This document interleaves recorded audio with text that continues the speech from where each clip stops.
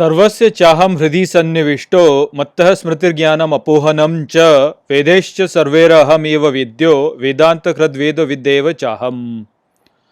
Hello friends, this is the 15th Shloka of the 15th chapter of Bhagavad Gita, and today we will understand this Shloka in detail. So let's first go over its meaning. So this Shloka says, Sarvasya chaham hridhi sannivishto, which means, and in everyone's heart I reside together. Mattah smritir jnanam apohanam cha, which means from me are the knowledge, memory and forgetting. Vedeshcha sarvera aham san eva vidyo, which means, and from all the Vedas I am known. Vedanta kridveda vidyeva chaham, which means, and I am also the knower of the Vedas who did Vedant. So finally, Shri Krishna mentioned that in everybody's heart he resides together with the Jeev, and all the knowledge, memory and forgetting of the Jeev comes from him.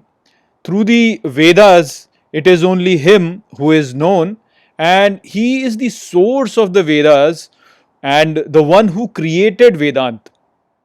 So when Shri Krishna is saying over here that he is situated in the heart of all the Jeev, he doesn't mean the heart in terms of the physical heart, but the inner being of the individual. So Shri Krishna resides in the inner being of the individual with the individual himself. Basically the wrong identification with the ego. So that identification and Shri Krishna, both of them reside together in the inner being of the individual.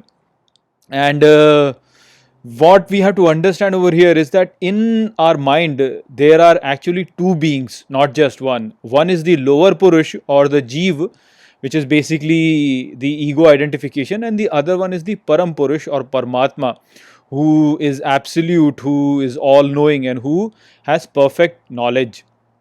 So while the Jeev thinks that he is in control of the inner world, the fact actually is that he only has the freedom in terms of attaching to thoughts.